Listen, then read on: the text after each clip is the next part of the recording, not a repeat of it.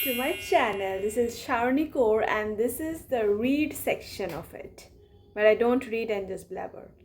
So this month has been a bit of a hectic schedule, so I could not read many books, but I did finish 4 books. One of them was half read, so I finished it this month, and other than that I read 3 new books this month. So let's start with the book. So the first book is obviously an Agatha Christie book, and it's the ABC Murders. It's a kind of, you will see it at first as a serial killer book, because the person is following a pattern of killing and is like killing alphabetically victims from alphabetically chosen places. But while you progress through the book, you realize that it's actually someone who is doing it just to make fun of Hercule Poirot. Like, the person is challenging Hercule and sending him letters every time he does a murder to make Hercule realize that, see, he is doing all these things and the detective is not even able to catch him. So this was a very intense read. I really loved how the chapters progressed, and like up to at least 70% of the book I had no idea what the hell was happening, and I really loved the ending of the book. This is a 5-star read for me, honestly. I believe all of her books are always a 4, 4.5 or 5-star read. Okay, so the second book is Elephants Can Remember, and this is also a detective book.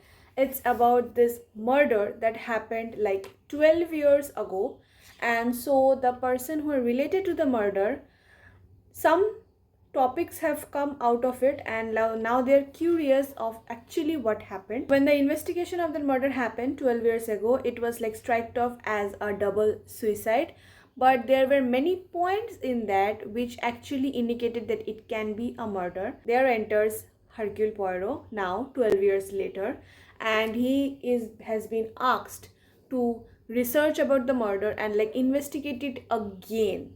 So now when you are investigating something that is that old, you will have to ask people who actually remember what happened during that time. That's where the title of the book comes from. Elephants Can Remember.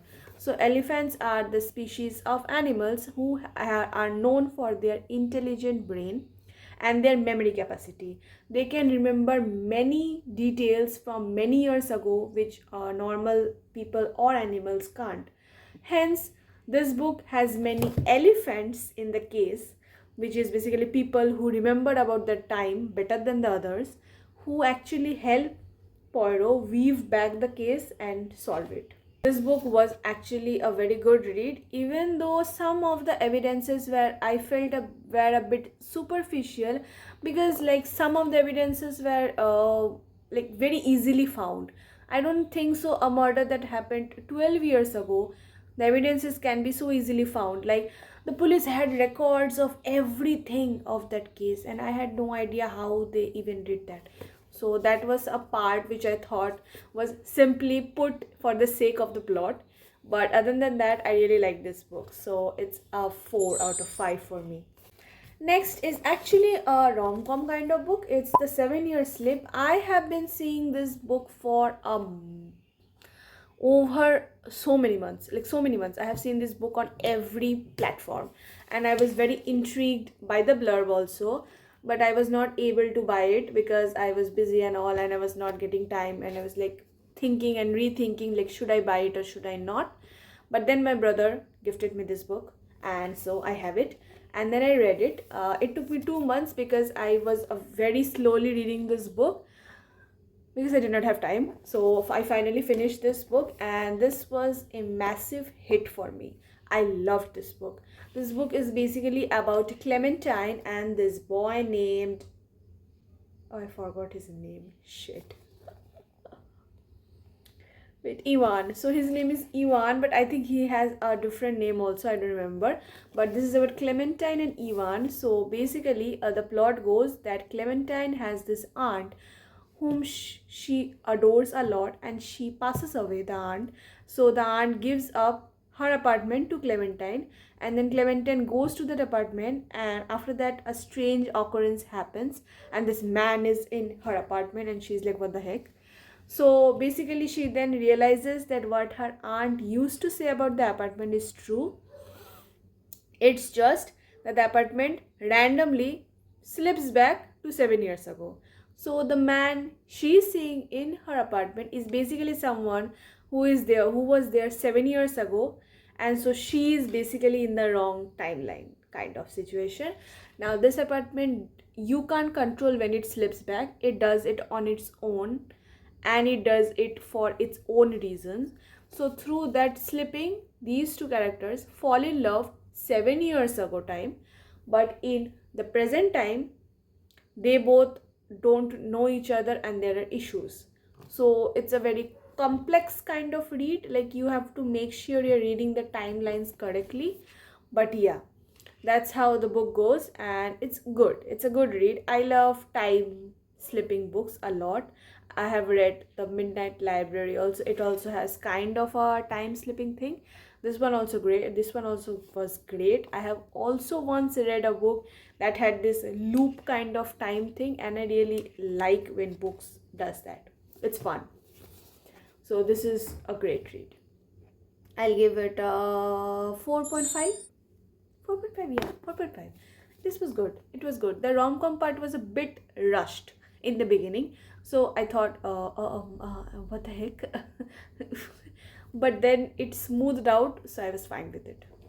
And the last book we have is this, Days at the Morisaki Bookshop. I bought this book, no, I was gifted this book for my birthday, which was in June. I planned to read it in June, but whatever. So this book is a Japanese writer's book, and it's based in Japan, obviously. So we have our main character, like the female protagonist, Takako.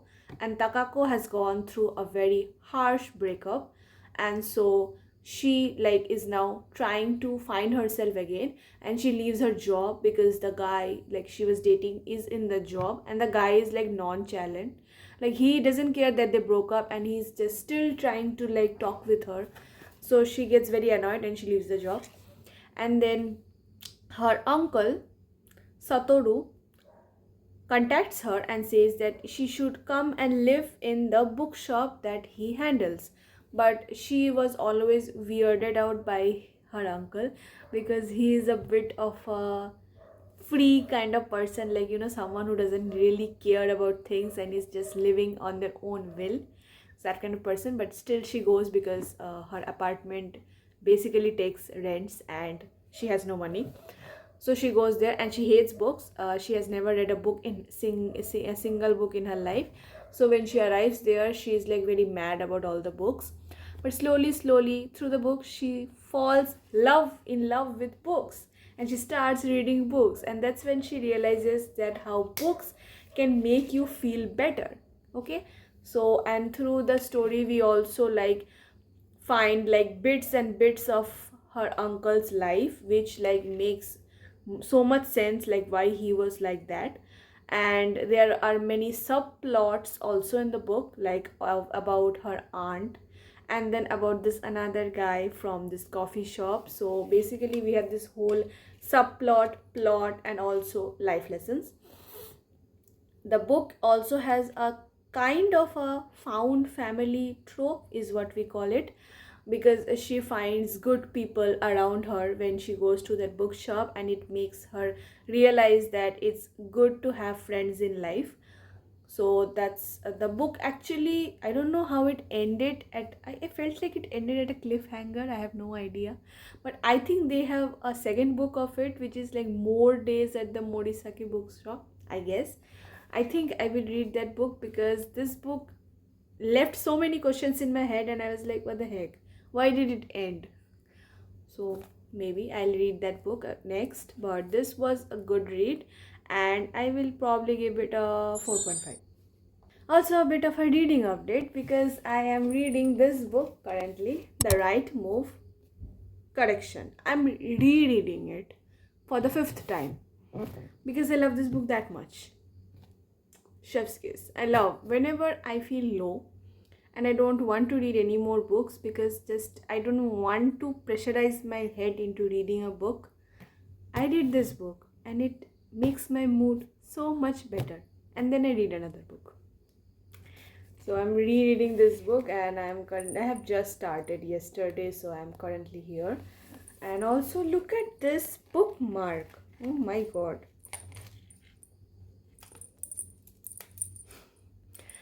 I don't know how many people will know about this, but there used to be these small battery driven plastic phones, flip phones, pink color. They used to be very famous when I was a kid, and they used to play songs if you pressed the buttons. So basically, this thing used to come with that box of the phone. You could put this on the edge of the phone, and it's a basically a mobile charm trinket. So I was cleaning my old shelves, and I found this, and I was like shocked because I still have this thing from childhood. So I took it out, and then this is basically a tag from my jeans. It's the Crimson Club tag. Yeah, so they both match. So I put this in this, and it's cute. See, this is how you make bookmarks from tags of your clothes. I do that always. If I have 20 bookmarks, 15 of them are clothing tags basically. The 5 of them are what I got for free. I don't buy bookmarks, never. I make them from these things because you will throw the tags obviously, but you can do much better than that. Life lesson. Thank you for watching this video. I hope you liked my review of these 4 books, and I won't be probably reading much this month because I have an exam. But I will be buying books this month because we are having a book fair in December. So I might do a book haul of probably 2 books because I don't buy much. I normally order from Amazon because it's easier and it gives me discount. Okay, that is it for today. Bye bye. I'll meet you all in a more interesting video.